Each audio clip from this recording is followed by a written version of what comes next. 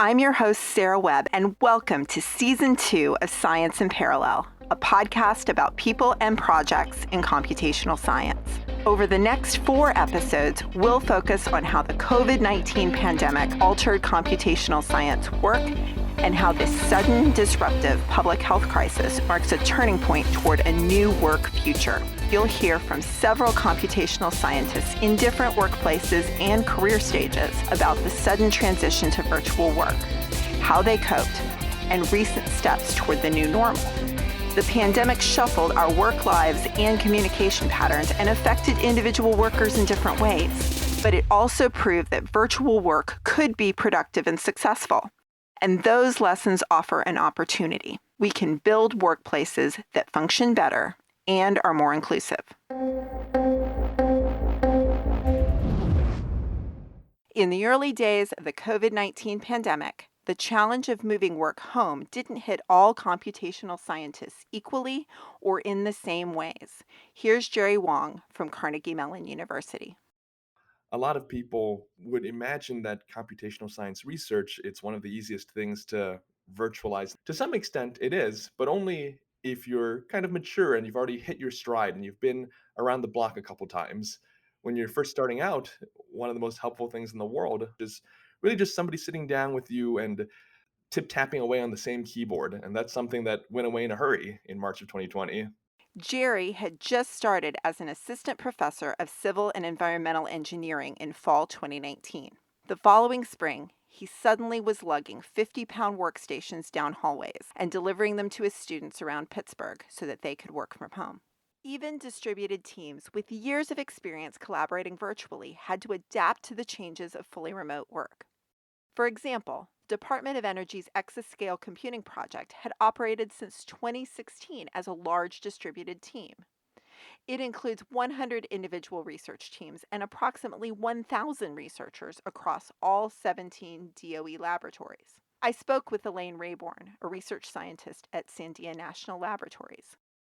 Elaine works in the Applied Information Sciences Center and is also a principal investigator on one of the many components of the ECP, Sandia's interoperable design of extreme scale application software team that focuses on team of teams, productivity, and software sustainability.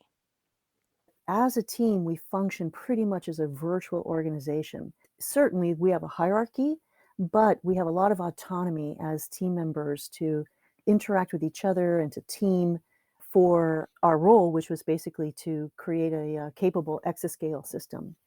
What we did a lot of before the pandemic, quite honestly, was travel. A lot of our key decisions and information sharing, not unlike a lot of other organizations, happened in co-located meetings.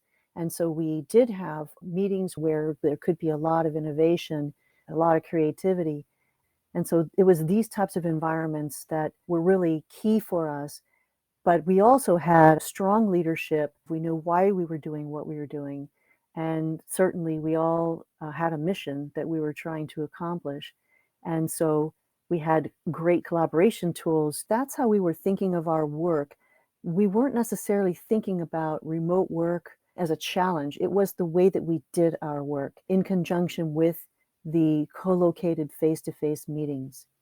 And even before the pandemic, this largely virtual organization was still tweaking their communication and collaboration tools, Elaine says. A lot of organizations had their own collaboration tools, and I think that was one of the most difficult hurdles, and we probably still experience this to some degree. It's a matter of, which technology do we use?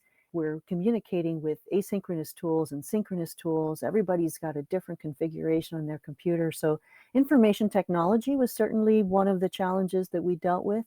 Another, of course, is cybersecurity and making sure that we can have secure remote collaboration. Managing distributed teams is always going to be challenging, and there's a lot of literature on that even before the pandemic. And also, I think being a virtual worker for a long time before the pandemic, I think that another challenge that we had, but maybe we didn't discuss as much, was how to really help those folks who are working remotely really feel included in the key decisions that are made mostly in co-located spaces. And so that's why I think there was so much travel, was because we wanted to include everyone. But suddenly, in March 2020, that option to travel and meet face to face was gone. And Elaine was in a unique position to reflect on this sudden change and analyze what happened and how people and organizations coped with it, because she's a social scientist who focuses on intercultural communication and human computer interaction. So it's really a combination of communication, culture, and technology. For most of my career, I've researched technologies for teams, such as intelligent community systems and context aware systems for distributed teams, also modernizing training with computer game technology, otherwise known as serious games. And then most recently, I've employed transmedia learning, which is connected experiences across devices and platforms. And so, what really connects my experience with the whole working remotely topic is my interest in virtuality.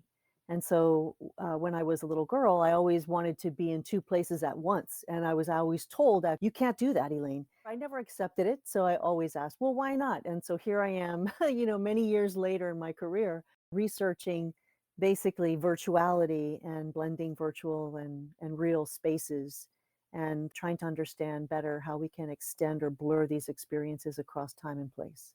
So, using the Exascale Computing Project as an example, I asked Elaine what happened in March 2020 when an organization that already was highly distributed and virtual suddenly couldn't travel to meet and collaborate.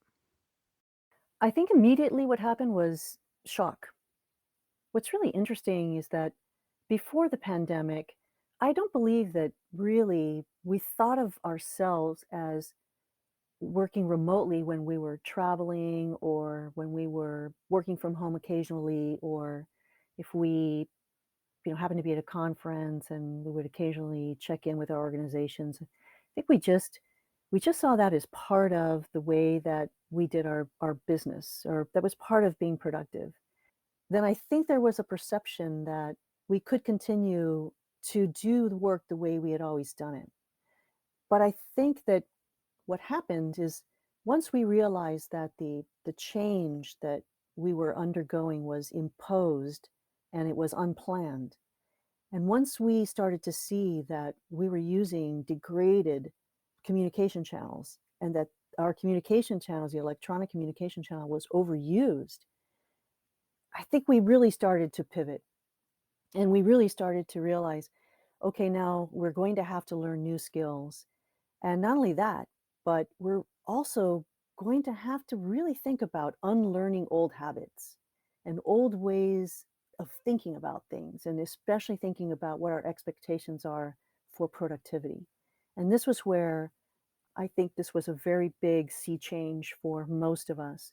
Even for those of us who had been working remotely for decades, it was suddenly different. And what was different about it was that we were all going through it together at the same time. And that really had a huge impact on the workforce, because for the first time, many people who had never considered themselves as working remotely when they were on travel, suddenly they could see themselves in that position. And they were, in some respects, in different shoes. And they were undergoing that change and they were feeling what it's like. And that has become an opportunity for us to just really reflect on what we can learn from this. I felt this shift that Elaine is talking about too. I have worked remotely for more than 15 years. I'm now working in the same room with the same desk and chair as I was in 2019, but work feels different since March 2020. Elaine had years of experience working in a variety of settings: fully co located environments, ones where she was primarily face to face with some colleagues while interacting across time zones with others, and ones where she was one of many people interacting from remote locations. And she dove deeper into what those work scenarios now look like. So, first of all, one configuration that we're mostly all aware of is the configuration of individuals who are co-located in physical spaces. And when you think about that, a lot of our organizations are set up that way. But even if you have one building and you have different team members that are on different floors of the building, maybe they're co-located with other people, that still is a remote work setting. If they have to interact, they're not co-located, so they've got to go to a local meeting area. And now I would argue that potentially a lot of those people are remoting in to using conference technology to meetings that are held virtually. And then another type of configuration or more of a scenario is where you have a co-located environment, but yet you have these satellites of remote employees or members of the workforce. And then you may also have distributed groups that are also interacting together. That is a really complicated environment because there you have not only co-located folks, but you've got different groups that are distributed, and then you may even have satellite individuals that are working alone. And then the next environment that we're really mostly familiar with now, especially if we don't have to go into the laboratories, is this environment where each of us might be working from a remote setting. We're connecting, we're all individual on the same playing field, but we are individually connecting to a virtual environment. And that's actually, if you think about it, the environment that is the easiest and where we find a lot of research indicates that these environments are actually the most equitable. The reason why is because we are all using the same technology and we are connecting primarily, hopefully, with the same types of access, although that is questionable. Some networking could be better than others. For the most part, that's the most equitable scenario, working remotely. Suddenly, many of us were in this last group, and we were all communicating electronically through channels that Elaine described as degraded. Many people experienced what we now call Zoom fatigue, but I asked her to talk about what degraded communication means for virtual workers. And a communication channel can become degraded for many different reasons. One might be that there are just so many people using it that the connection's reliable, or you find that technologies that you've used are not scaling well. And so it was really an opportunity for us to see. I focus on see, but actually I wonder if the word I should be choosing is to viscerally feel.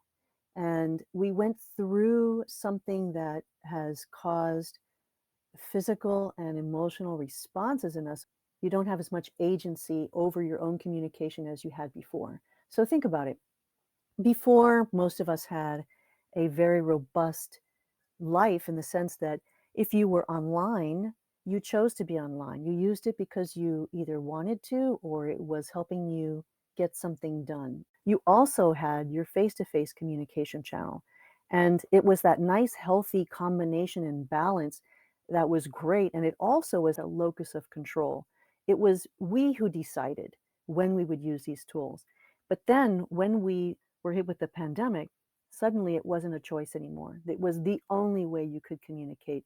And by the way, everybody else was communicating that same way too. Unless you've thought about it or used those tools before, I would imagine a lot of people may have felt lost in some sense because it wasn't giving back the feeling. You know, when you communicate face to face, over 70% of our communication is nonverbal, and we get a lot from that interaction, and suddenly that was gone. And so that's also what was making it a degraded situation. And quite frankly, the influx of information was just hard for our brain to process. So it's just too much information in the same channel all at once. And we're using it for work now and for entertainment and for communicating with our family. All of you may have heard people talk about Zoom fatigue and staring into the video camera. It's really a phenomenon that we need to think about. On some levels, that is what was happening very commonly across the board, was that loss of control, basically. We didn't really know what to do. When you think about it, the ways that we'd acted in the past, embodied communication, really, that is face to face, relying on that embodiment has sort of made us very lazy communicators. And when it's taken away, you realize, wow, I need to learn something new, or that expectation I had, that assumption I had going into this conversation, I can no longer rely on that because now I have all this cognitive dissonance. What am I going to do? That communication conundrum forced people to adapt. We had to grapple with it in some way.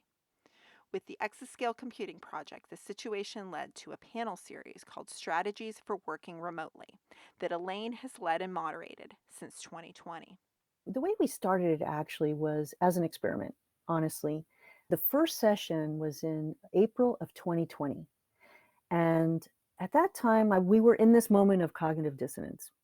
And we knew that everybody was having these feelings. And in our informal conversations, we were referring to it. The ECP's Software Technology Director, Mike Hero, Deputy Director Lois McInnes, and the Training and Productivity Lead, Ashley Barker, organized a panel so that people could learn about remote work strategies from others with many years of experience. Elaine was a speaker on that first panel. And after that panel, I approached Mike and Lois and Ashley and mentioned to them all the things that I was noticing. In ECP, we had a very good infrastructure for formal communication, and we had also very good training and learning experiences like formal webinars. And what I noticed was that what we were missing was an informal communication outlet. So the gap was really, as a community, how do we incentivize this dialogue across organizations, across institutions, to really bring together ECP in a way that the face to face meetings used to do for us. So, face to face meetings were not just a way to share key information or make key decisions, was also a way to communicate informally, to network, to bond, to work on those relationships. That really was missing when we first started the pandemic. And so that's why we wanted to think about how can we fill this gap. And so I went to Mike and Lois and Ashley and said, look, I really think that what we really need here, especially because part of our charter as the IDEAS team, and IDEA stands for Interoperable Design of Extreme Scale Application Software, part of our charter was to work on team productivity. What better way to help the teams be more productive than to provide an outlet where we could have informal dialogue, where they could share stories, where we could hear from individual scientists talking about how they got the science done, but talking about this tacit information that normally doesn't get shared. They've held 13 panels so far that are all available online. You can find a link to them in the show notes. Elaine told me more about how they developed the topics and panels over time. We knew what goal we had. We knew we wanted to build this community. What I've been doing is employing, believe it or not, the simulation experience design methodology to develop the panels themselves. I use that actually when I'm thinking about how to facilitate the panel, but then in thinking about the topics, the approach that I've taken is I've tried very hard to be organic. And what's been important to me is that the panels be very timely and that they really provide information that's useful at the right moment. I spend a lot of time doing a lot of research and a lot of looking at trends and trying to understand when there may be something that's going to come down the pike that will be a question that we're all trying to solve. And so then that's how the topic forms pretty organically that way. And then with panelists, we just leverage our networks, looking for panelists who we know would be amenable with this setting. Because since it's a live event, we're looking for panelists who have things they'd like to share and who would be open to that particular environment. And so we've had many different topics, starting mostly with looking at individual resiliency skills. So that might be learning about how to set up your workspace or parenting under these conditions and caretaking. And then we moved on a little bit to teaming and mentorship and onboarding students and early career folks. And then from there, we've evolved to looking at organizational change and some of the hybrid approaches. And the topic of creativity has also come up because creativity and innovation are so important to so many organizations. And that's been a real concern that we would not be able to maintain the level of innovation and creativity that we need to as national labs. So we basically talk about all the topics that are really currently on the minds of all of our scientists. And honestly, our panel, since it's open, really does draw a lot of people outside of the exascale computing project to learn how we're dealing with it, how different laboratories are dealing with different aspects of what it's like to work remotely during the pandemic. So, from this process of creating these panels and facilitating this series, were there any surprises for you or anything that you didn't expect to come out of these panels that sort of popped up and you found interesting? The topic that always comes up is the topic of the whiteboard. It's really funny, but so many scientists are just obsessed about the whiteboard. And it came up so often that I finally wrote a paper about it. My theory is that it's not the whiteboard actually that scientists really miss, it's the experience that we have at the whiteboard. That's what we really miss. One of the key surprises or lessons that have come out of this is that everyone is so concerned about not being able to be creative right now. And I think it calls into question the role of technology mediated experiences and creativity. And how can we, through technology, maintain the level of creativity that we need? How can we become more creative? How should technologies be a force multipliers for our creativity? Of course they should. And so having worked on this, I think about it a lot, and that's why it's really important for us to start to think about the future of these hybrid workspaces with the advent of machine learning and artificial intelligence and more robotics. What are the new ways that we are going to be experiencing telepresence? What will it mean to be immersive? What will it mean to collaborate? How can we really have a sense of presence that really rivals face to face? I think these are going to be some interesting topics that we will be discussing in the future, and we're not going to ignore the experiences that we've had. We will really bring that to the fore. And that's where we'll wrap up part one. Please come back for part two to hear more from Elaine Rayborn, Jerry Wong, and other computational scientists about how the pandemic brought both challenges and opportunities in their work lives. For more about our guests, the Exascale Computing Project, and the Strategies for Working Remotely panel series, please check out the links in our show notes at scienceinparallel.org. Science in Parallel is produced by the Krell Institute and is a media outreach project of the Department of Energy Computational Science Graduate Fellowship Program. Krell manages this program for the U.S. Department of Energy. This episode was produced by Sarah Webb and edited by Sarah and Tess Hansen.